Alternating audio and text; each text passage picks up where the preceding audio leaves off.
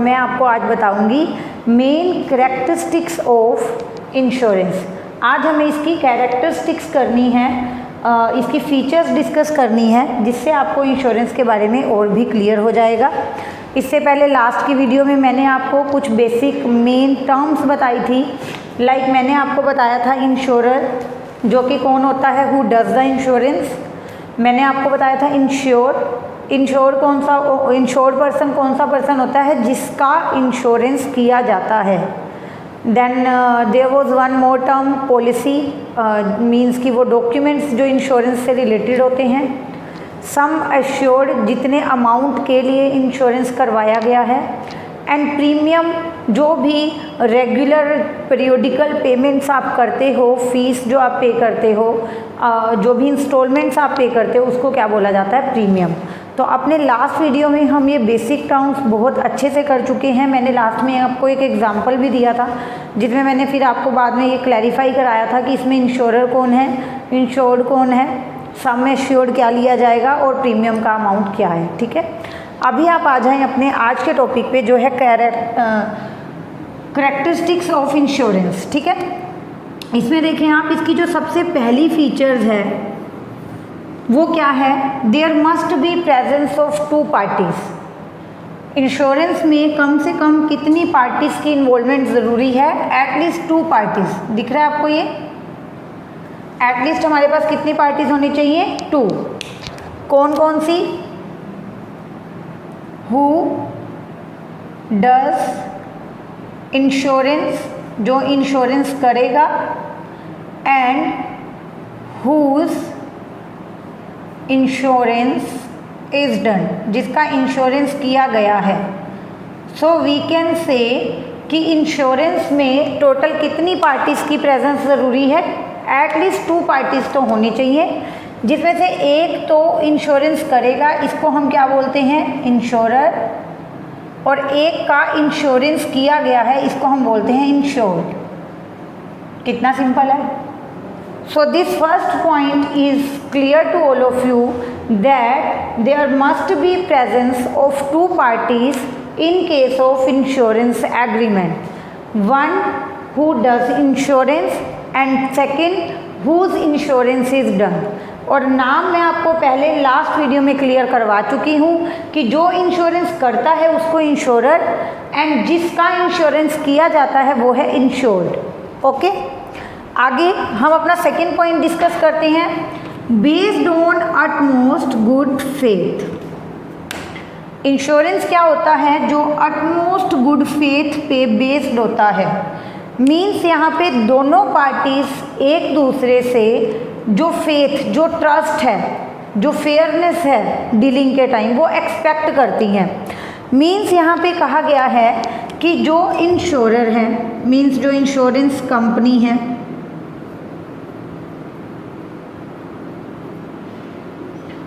उनको क्या करना चाहिए, दे must clarify all terms and conditions. मैं पूरा बता रही हूँ आपको, लेकिन यहाँ मैं लिख शॉर्ट में रही हूँ, आप उसको कंप्लीट कर लें।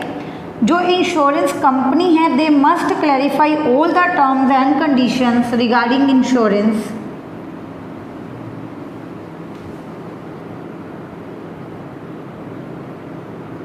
To insure. इंश्योरेंस कंपनी को सब कुछ क्लियर कर देना चाहिए इंश्योरेंस से रिलेटेड टर्म्स और कंडीशंस के बारे में, किसको, इंश्योर्ड को। और जो इंश्योर्ड पर्सन है जिसका इंश्योरेंस किया जा रहा है,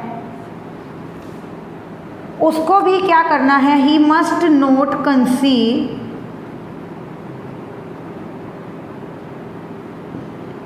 any fact from insurance company.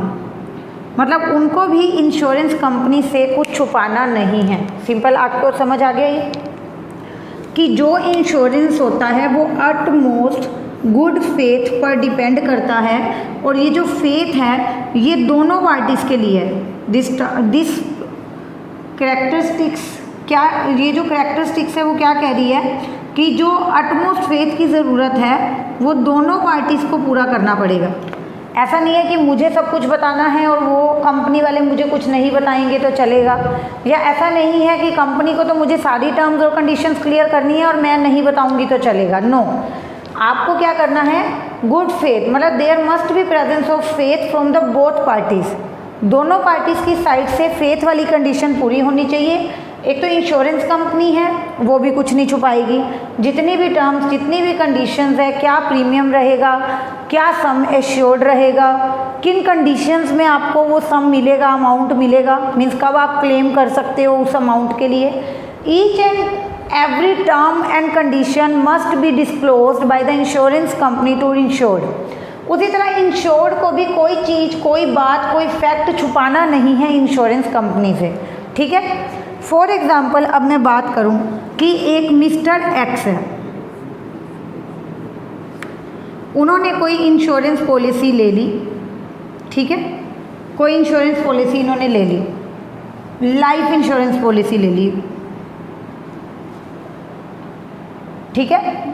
इन्होंने क्या किया, लाइफ इंश्योरेंस पॉलिसी ले ली मिस्टर एक्स ने इंश्योरेंस कंपनी से, जबकि ये क्या है, बीमार है, इनको कोई भी ऐसी प्रॉब्लम है जो इनकी लाइफ के लिए रिस्की है और कभी भी इनकी डेथ हो सकती है।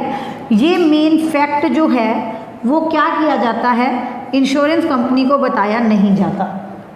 और अगर मान लो इनकी डेथ हो जाती है और इसकी मिस्टर एक्स की डेथ के बाद ये फैक्ट इंश्योरेंस कंपनी को रिवील हो जाता है, तो वहाँ पे आपका इंश्योरेंस कॉन्ट्रैक्ट कैंसिल हो जाएगा, आपको कोई भी कंपनसेशन नहीं मिलेगी। इससे अच्छा क्या है, whenever you are taking any insurance policy you must disclose each and every fact to the insurance company. So simple है, हमने फर्स्ट में पढ़ा कि there must be two parties, there must be presence of two parties. Second हमने पढ़ा there insurance policy is based on utmost good faith, means from both sides we are expecting good faith, insured and insurance company, दोनों को एक दूसरे से कुछ भी छुपाना नहीं है। आगे हम बात करते हैं थर्ड टॉपिक की। थर्ड हमारा जो मेन फीचर है वो है free from expected risk. Free from expected risk मतलब इंश्योरेंस क्या करता है, ये आपको फ्री करता है एक्सपेक्टेड रिस्क से, ऐसे रिस्क से जो हो सकता है, और उसको मिनिमाइज करने के लिए पूरा एफर्ट्स किए जाते हैं। मिनिमाइज कर देता है हमारे लॉस को, एलिमिनेट नहीं करता बट हमारे लॉस को मिनिमाइज कर देता है, क्योंकि जो भी लॉस होता है उसका कुछ part as a compensation we can get from the insurance company, ठीक है। तो फ्री फ्रॉम एक्सपेक्टेड रिस्क, आप मेंटली रिलीफ फील करते हो, आप थोड़ा सा फ्री हो जाते हो कि अगर कोई रिस्क राइज होता भी है, अगर कोई लॉस होता भी है तो कोई बात नहीं, हमने अपनी प्रॉपर्टी का इंश्योरेंस करवाया हुआ है और कुछ ना कुछ अमाउंट तो हमें कंपनसेशन के तौर पर इंश्योरेंस कंपनी से मिल ही जाएगा। तो वहाँ पे आप क्या हो जाते हो, free from expected risk, expected risk से फ्री हो जाते हो, because now you know that your property is insured and you will get compensation in case of any loss. Okay, आगे बात करते हैं transfer of expected loss. Loss को transfer कर दिया जाता है, ऑब्वियस सी बात है। किसको ट्रांसफर किया जाता है, to insurance company. Loss will B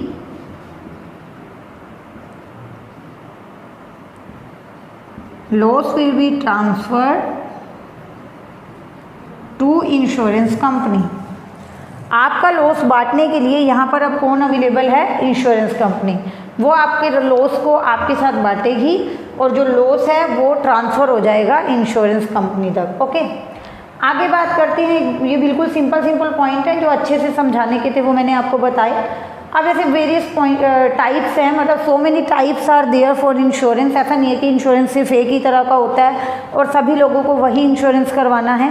insurance के कई टाइप्स होते हैं। अगर मैं यहाँ पे आपके लिए एग्जांपल लिखूँ तो मेनली इंश्योरेंस जो होते हैं वो दो टाइप के होते हैं। एक होता है लाइफ इंश्योरेंस, सिंपल, नाम से क्लियर हो रहा है आपको, और एक होता है आपका जनरल इंश्योरेंस।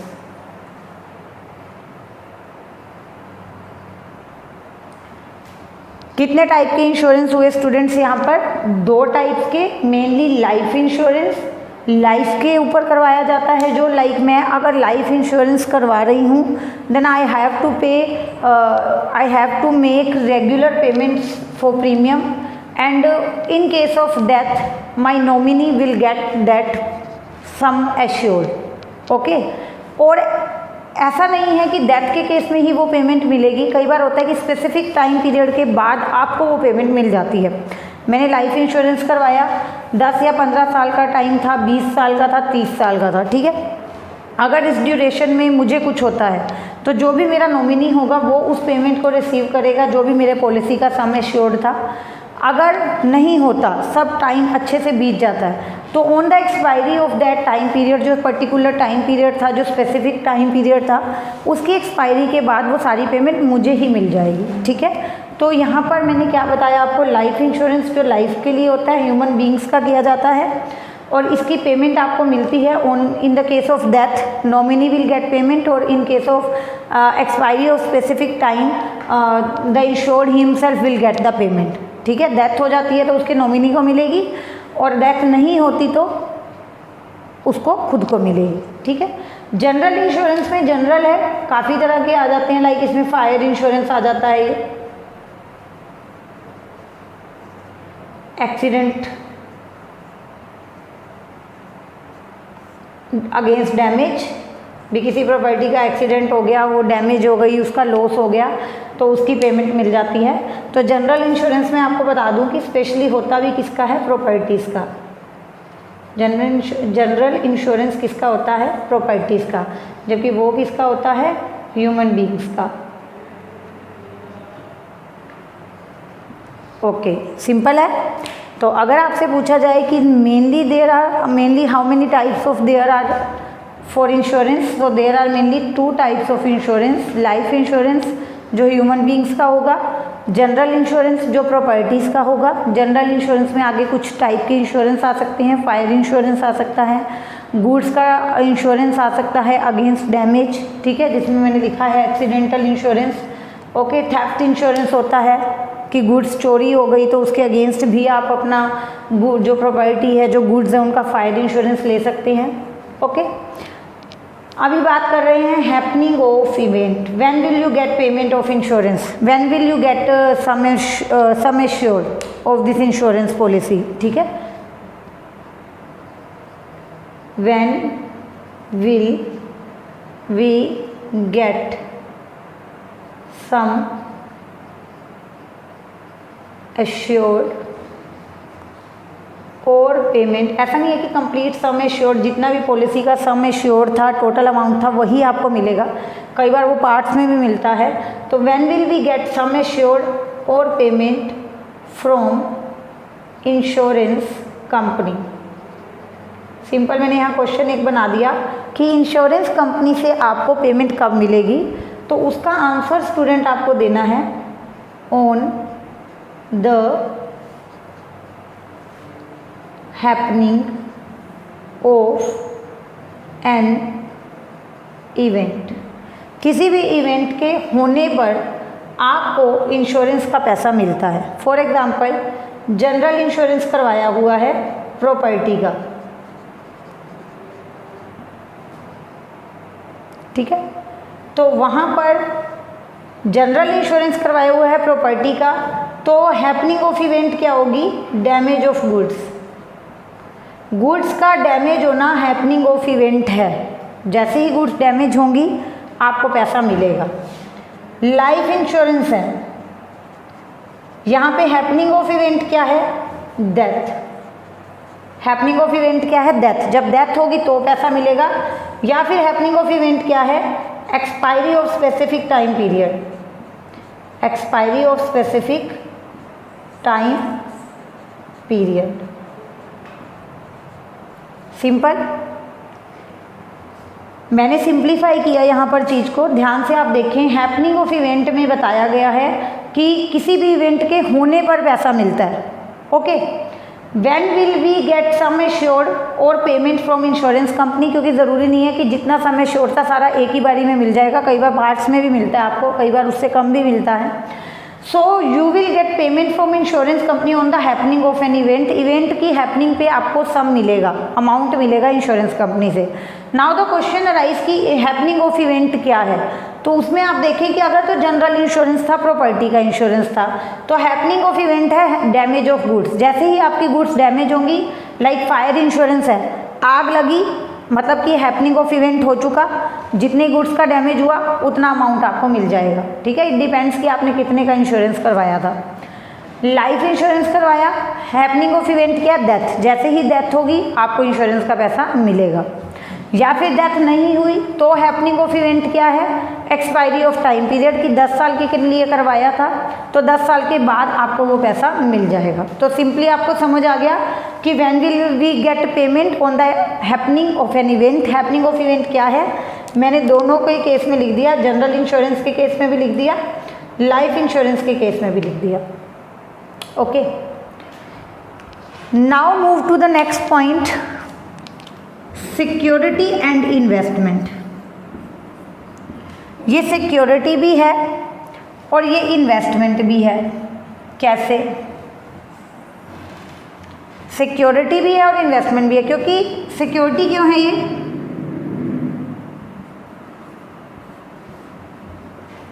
सिक्योरिटी क्यों है ये, क्योंकि लॉस को कंपनसेट किया जा रहा है। लॉस कंपनसेट हो जाएगा ना इंश्योरेंस कंपनी के थ्रू, हमें इंश्योरेंस का पैसा मिल जाएगा अगर कोई लॉस होगा, तो दैट मीन्स कि we are secure now, security है। इन्वेस्टमेंट क्यों है, क्योंकि जो रेगुलर पेमेंट्स आप देते हो, जो भी रेगुलर प्रीमियम अमाउंट आप पे करते हो, वो आपको बोनस के साथ, इंटरेस्ट के साथ, एक्सपायरी ऑफ टाइम पीरियड के बाद वापस मिल जाता है। यस, तो सिक्योरिटी भी है और इन्वेस्टमेंट भी है। सिक्योरिटी इसलिए है क्योंकि ये आपको प्रोबेबल जो भी पॉसिबल लॉसेस हैं उनसे सिक्योर कर रहा है, सिक्योरिटी हुई। इन्वेस्टमेंट इसलिए है जैसे कि लाइक हम बैंक में पैसे डिपॉजिट करते हैं, वैसे ही हम यहाँ हर महीने हर साल प्रीमियम पे कर रहे हैं, वो हमारे डिपॉजिट हो रहे हैं और एक टाइम पीरियड के बाद बोनस के साथ, एक्स्ट्रा इनकम के साथ हमारा पैसा हमें वापस मिल जाएगा, तो ये इन्वेस्टमेंट भी है। So we can say insurance is security as well as investment. Now the last feature is ownership not compulsory. ऐसा नहीं है कि अगर मैं मान लो प्रॉपर्टी का इंश्योरेंस करवा रही हूँ तो मुझे उसकी ओनरशिप मेरे पास होनी ही होनी चाहिए, मुझे उसकी ओनरशिप ज़रूरी है। नहीं, ओनरशिप ऑफ प्रॉपर्टी ज़रूरी नहीं है। मैं किसी प्रॉपर्टी से लिंक्ड हूँ, मेरा उसमें कोई भी इंटरेस्ट है, चाहे ओनरशिप नहीं है पर वैसे उस प्रॉपर्टी में मेरा कोई इंटरेस्ट है, तो मैं उसका इंश्योरेंस करवा सकती हूँ। यहाँ पे मैं एक एग्जांपल से आपको समझाऊंगी, ठीक है। मिस्टर एक्स हैं, वो लेंडर हैं, उन्होंने कुछ अमाउंट उधार पे दिया हुआ है, किसको, मिस्टर वाई को। मिस्टर वाई को इन्होंने कुछ पैसा उधार पे दिया है। ये कौन है, बोरोवर है, जिसने पैसा बोरो किया है, ठीक है। मिस्टर एक्स हैं जो लेंडर हैं, इन्होंने पैसा उधार दिया है और मिस्टर एक्स ने पैसा उधार पे लिया है, वो क्या है, डेटर है। डेटर है जिसने कल को मिस्टर वाई ने मिस्टर एक्स का पैसा वापस देना है। अब जो मिस्टर एक्स है उन्होंने मिस्टर वाई को जो पैसा उधार पे दिया है उसके लिए उन्होंने कोई भी एक प्रॉपर्टी अपने पास गिरवी रखी है, ठीक है। कोई भी व्हीकल रखा है, मान लो कुछ भी व्हीकल रखा है इसके पास, मिस्टर वाई ने मिस्टर एक्स के पास एक व्हीकल सिक्योरिटी के तौर पे रखा है, ठीक है। अब मिस्टर एक्स का इस प्रॉपर्टी में कोई ना कोई इंटरेस्ट हो गया, वो कनेक्टेड हो गए इस प्रॉपर्टी से।